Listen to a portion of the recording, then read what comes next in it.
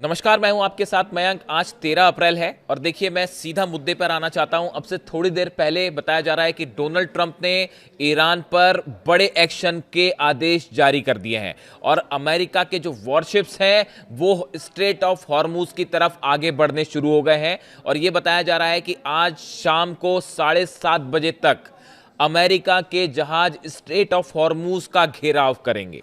दो तरह का एक्शन होगा।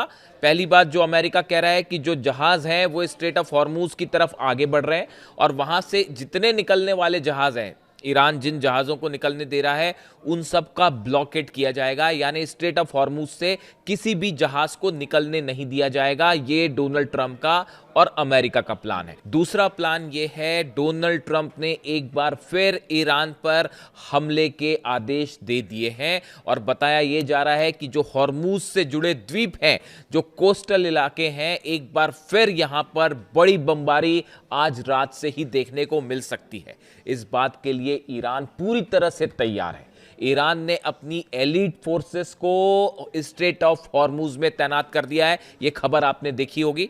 ईरान ने अपनी जो सबसे खतरनाक, सबसे घातक फोर्स मानी जाती है एलीट फोर्स, इसको वहां पर तैनात कर दिया है। इसके साथ ही अगर हम बात करें, माइंस पहले से बिछी हुई है जिसकी वजह से अमेरिका मुश्किल में है। माइंस बिछी हुई है।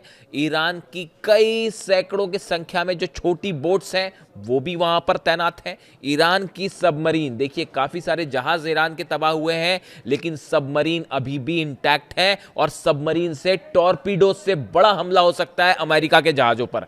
इसके अलावा अबू मेहदी जो मिसाइल है, जिसके बारे में मैं पहले ही बता चुका हूं आपको, एंटीशिप मिसाइल है, वो अमेरिका के इन जहाजों का स्वागत करने के लिए तैयार है और वो जबरदस्त स्वागत होगा। तो यानी देखिए, माइंस हैं, बोट्स हैं, सबमरीन्स हैं और अबू मेहदी मिसाइल है। ये 4 स्तर पर और एलीट फोर्स लगा दी है। बताया जा रहा है कि करीब 1 से 1.5 लाख सैनिक स्पेशली इस मिशन को रोकने के लिए स्ट्रेट ऑफ हॉर्मूज में तैनात कर दिए गए। यानी ईरान ने अपनी तरफ से पूरी तैयारी कर ली है। देखिए, अब ये बताया जा रहा है कि ये संभव है कि अगले कुछ दिनों के अंदर हॉर्मूज में एक आमने सामने की सीधी जंग देखने को मिल सकती है और अमेरिका की जहाज़ों से भारी बमबारी हो सकती है हॉर्मूज में और सामने ईरान की तरफ से बड़ा पलटवार हो सकता है। यानी अब ये पूरा मामला हॉर्मूज पर आके रुक गया है। देखिए, मैंने आपको पहले ही कहा था, आपने मेरे वीडियो देखे होंगे, मैंने आपको पहले ही कहा था ये जो बातचीत इस्लामाबाद में हो रही है इसका कोई मतलब नहीं निकलेगा और ये एक बड़ा धोखा साबित हो रही है। देखिए, जो खबरें निकल के आई हैं आपने कई जगह पढ़ी होगी। कुछ चीज़ें मैं आपको बताना चाहता हूं जो मैं समझ पाया हूं, बेहद हैरान करने वाली। आप जानते हैं आपने एक खबर देखी होगी कि जिस समय इस्लामाबाद में टॉक्स चल रही थी, अब्बास अरागची साहब और कलीबाफ जो हैं वो बातचीत कर रहे थे डेलीगेशन से अमेरिका के, उसी समय अमेरिका के 2 जहाज स्ट्रेट ऑफ हॉर्मूज की तरफ आगे बढ़ने लगे। कौन से 2 जहाज बढ़ने लगे? एक था पहला यूएसएस फ्रैंकी पीटरसन और यूएसएस माइकल मर्फी। ये 2 जहाज बढ़ते हैं स्ट्रेट ऑफ हॉर्मूज की तरफ, ईरान की तरफ बढ़ने लगते हैं। जिसके बाद ईरान की सेना ने, नेवी ने इन्हें वार्निंग दी कि अगर आप आगे बढ़ेंगे तो आपको तबाह कर दिया जाएगा, आपको डिस्ट्रॉय कर दिया जाएगा। ये वार्निंग ईरान की सेना से आई। उसके बाद करीब आधे घंटे तक बेहद तनावपूर्ण हालात बने रहे स्ट्रेट ऑफ, बातचीत चल रही है इस्लामाबाद में और जहाज यहां से अमेरिका के आगे बढ़ने शुरू हो गए थे। लेकिन ईरान की नेवी की खतरनाक वार्निंग के बाद, एग्रेसिव स्टैंड के बाद इन दोनों जहाजों को वापस लौटना पड़ा। अब देखिए, इसको लेकर बयान क्या आया। इसको लेकर बयान ये आया है, जो सेंटकॉम के कमांडर हैं एडमिरल ब्रैड कूपर ने कहा कि हमने एक नया रास्ता बनाने की प्रक्रिया शुरू कर दी है और जल्द ही हम इस सुरक्षित रास्ते को समुद्री उद्योग के साथ साझा करेंगे। यानी देखिए, उन्होंने इस तरह का बयान दिया कि यहाँ से जो है माइंस हटाने की कोशिश शुरू हो चुकी है। इस तरह का बयान अमेरिका की तरफ से आने लग गए थे। ये खबरें चलने लग गई थी। कब? जब बातचीत हो रही है उसी के बीच में ये जो दोनों जहाज हैं, यूएसएस फ्रैंकी पीटरसन और माइकल मर्फी, ये माइंस हटाने वाले जहाज नहीं है, ये जंगी जहाज है जिनका इस्तेमाल बड़े हमलों में, बड़े अटैक्स में किया जाता है। ये वॉरशिप्स हैं, समझिए आप इस बात को। ये माइंस वाइंस हटाने वाली कोशिश नहीं थी। जो मुझे बात समझ में आ रही है कि बातचीत के दौरान हॉर्मूज में बड़े हमले का प्लान तैयार था। समझे आप इस बात को। भयंकर धोखा होने वाला था ईरान से, लेकिन ईरान की सेना तैयार थी इस बात को।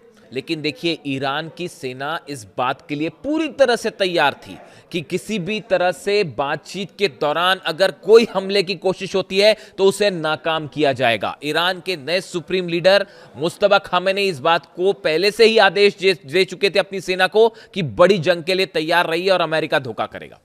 बिल्कुल उसी लाइन पर जो line supreme leader Ali Khamenei साहब ने तय कर रखी थी, तो ईरान की सेना तैयार थी। तो ये जो हमले की कोशिश थी स्ट्रेट ऑफ हॉर्मुज में, यहां कब्जे की कोशिश थी, ये फेल हो गई। बात नंबर 1।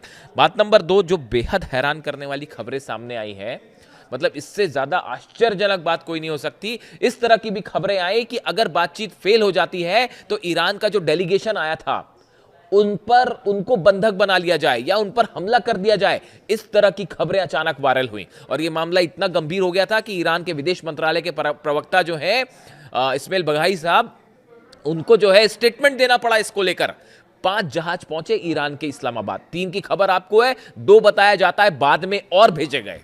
ईरान इस बात के लिए तैयार था कि हो सकता है हमारे डेलीगेशन पर हमला हो सकता है, अब्बास अराक्ची साहब को खतरा हो सकता है। ईरान ने फटाफट अपने प्लेन भेजे। यानी आप देखिए कितने बड़े इस पूरे बातचीत के पीछे ऐसी ऐसी चीजें हो रही थी जो कोई सोच नहीं सकता।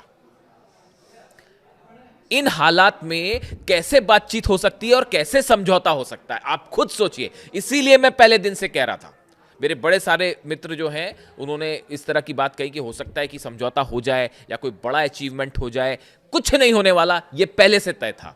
देखिए खबरें इस तरह की भी आई कि अमेरिका संपत्ति जो है वो रिलीज कर देगा। अंततः क्या हुआ, वो बात गलत साबित हो गई। तो जब भी ईरान की बात होए अमेरिका से या इजराइल से किसी तरह की कोई खबर आए तो आपको इंतजार करना पड़ेगा, क्योंकि जो सच्चाई है वो कुछ समय बाद निकल के आती है। ये दोनों घटनाएं बता रही हैं, ये दोनों वॉरशिप्स का आगे बढ़ना, पीटरसन का और माइकल मर्फी का, ये हमले के लिए आगे बढ़े थे। ये माइंस माइंस निकालने वाले शिप्स नहीं थे। और माइंस निकालने का जहां तक सवाल है, जो समुद्र में बारूदी सुरंगें बिछी हुई हैं हॉर्मुज में, अगर उनको निकालने की कोशिश आज शुरू की जाएगी उसमें महीनों लग जाएंगे, और किसी तरह का ग्राउंड ऑपरेशन अमेरिका करता है तो बताया जा रहा है कि हॉर्मुज में अगर आपको कब्जा करना है उसके लिए अमेरिका को 2 लाख सैनिकों की जरूरत पड़ेगी और 1.5-2 साल तक ये ऑपरेशन जंग चल सकती है और उसमें पता नहीं कितने हजारों सैनिक अमेरिका के मारे जाएंगे। उसके बाद भी कहीं ऐसा ना हो कि ईरान भारी पड़ जाए और हरा दे। यानी जो एक्सपर्ट्स बता रहे हैं ये हॉर्मुज को कैप्चर करने वाला प्लान है, ये बहुत ही मुश्किल है। अब जो डोनाल्ड ट्रंप चाह रहे हैं कि अपने वॉरशिप्स भेज दें, वहां पर ब्लॉकेड कर दें, ये बड़ी हैरान करने वाली बात है। ईरान ने भी उसको ब्लॉक कर रखा है, अब ये भी उसको ब्लॉक करेंगे। यानी पूरी दुनिया में जो ऑयल क्राइसिस है वो और बढ़ने जा रहा है अमेरिका के राष्ट्रपति के इस फैसले के बाद कि वहां पे ब्लॉकेड किया जाए।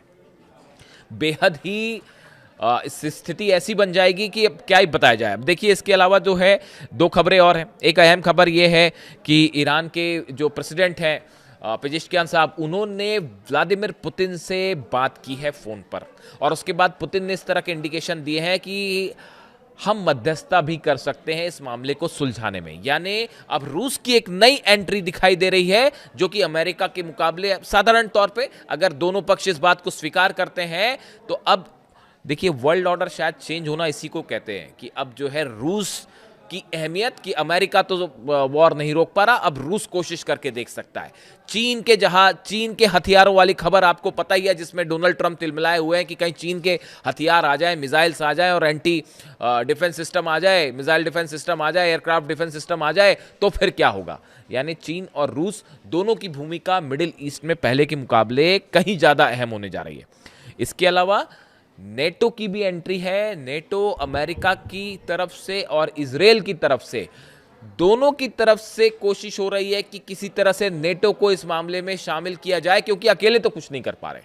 अमेरिका और इजराइल मिलकर तो कुछ नहीं कर पा रहे, और अरब देश जो है वो, हालांकि यूएई की तरफ से इस तरह की खबरें हैं कि जो खार्ग आइलैंड पर आखिरी चंद दिनों में जो हमले हुए उसमें जो फाइटर जेट्स देखे गए उसमें कुछ फाइटर जेट वो हो सकते हैं जो यूएई के पास हैं। इस तरह की भी खबरें हैं। कंफर्मेशन होगा तो मैं बताऊंगा आपको इस बात को लेके, अगर ईरान कुछ कहता है तो देखिए खबरें बड़ी सारी हैं। अब इसमें हालात ये हैं कि आज रात 7:30 बजे के बाद से आज की रात एक बार फिर बड़ा हमला हो सकता है, हॉर्मूज पर नज़रें बनाए रखने की ज़रूरत है, इस तरह की खबरें सामने हैं।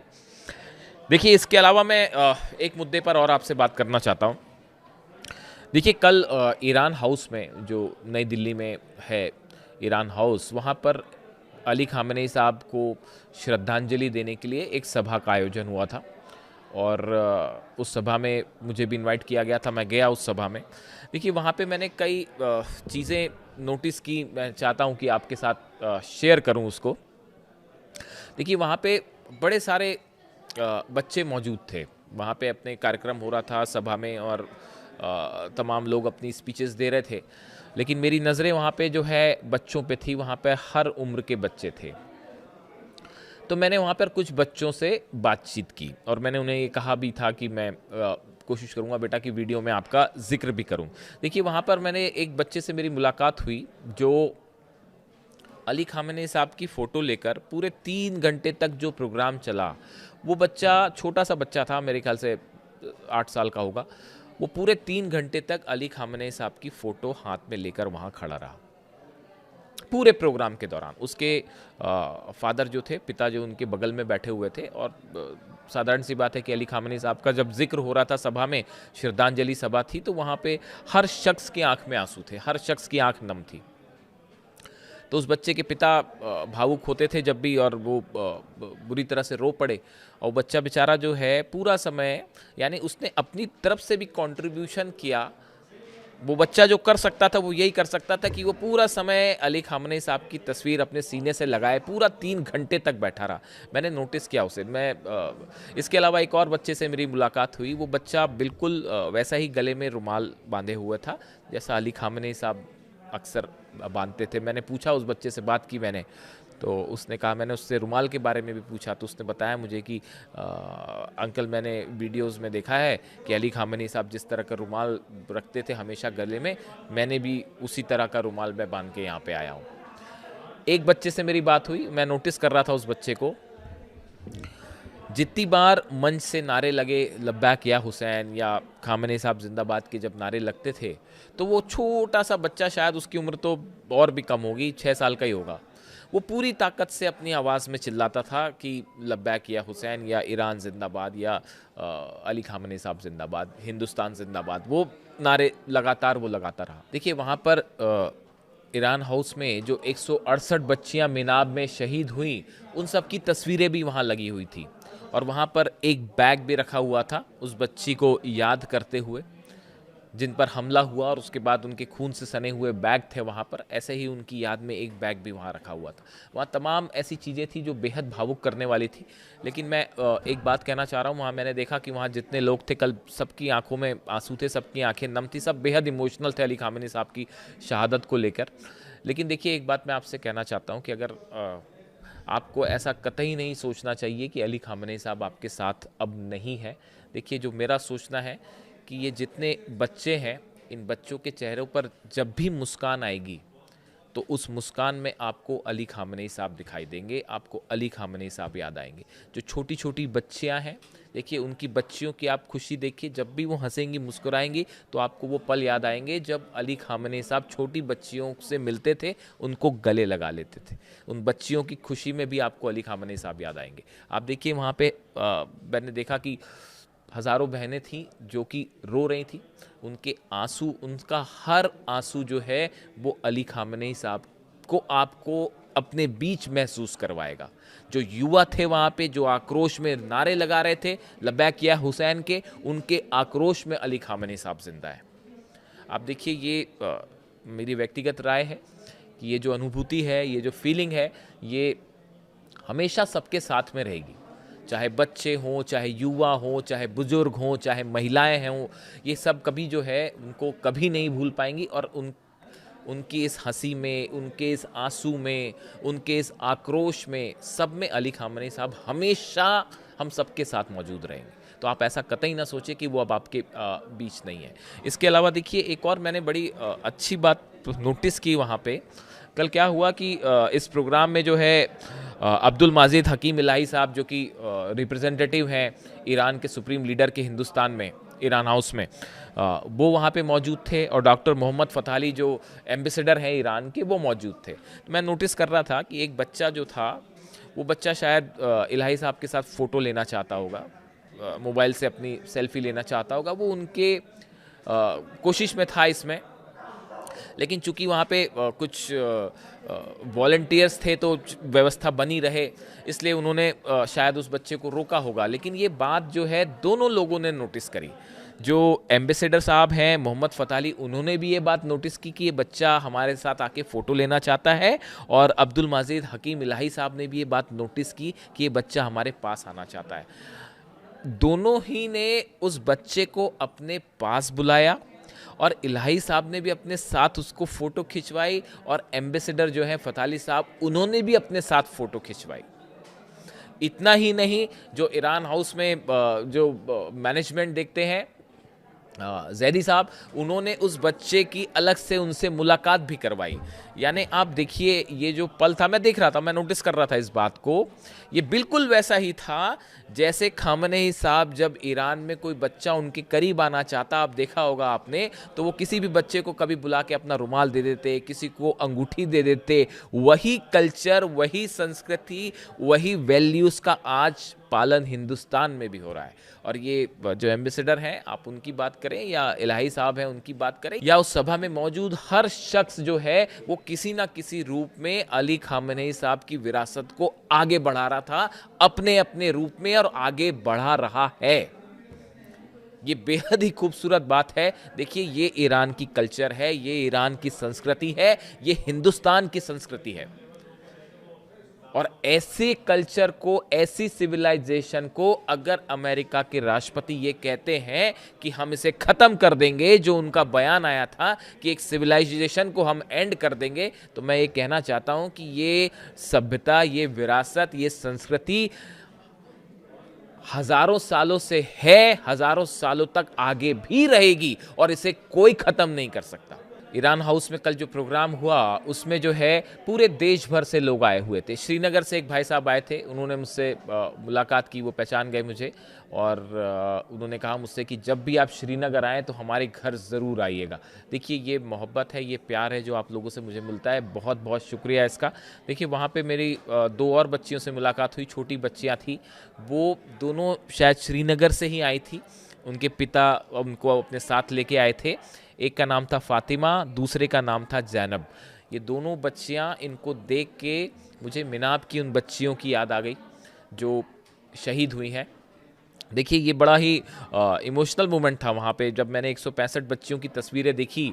मिनाब की जो बच्चियाँ शहीद हुई, उनको देखने के बाद मेरे मन में जो पहला विचार आया, वही मैं आपके सामने रखना चाहता हूँ। उनको देखने के बाद, वो तस्वीरें देखने के बाद, वो बैग देखने के बाद, जो पहली बात दिमाग में आई वो ये थी कि शायद मन से ये बात निकली कि मैं जब तक पत्रकारिता करूँगा, मानो ऐसा लगा कि मैंने उन बच्चियों से ये वादा किया कि मैं जब तक पत्रकारिता करूँगा, जब तक जर्नलिज्म करूँगा, पूरी ईमानदारी के साथ करूँगा, पूरी सच्चाई के साथ करूँगा, और हमेशा जो चीज़ सही होगी, सच होगी, उसी को आपके सामने रखूँ। वॉर से जुड़ा जो भी अपडेट होगा आप तक पहुँचाऊँगा। वीडियो कैसा लगा कमेंट करके ज़रूर बताइए। Thank you so much.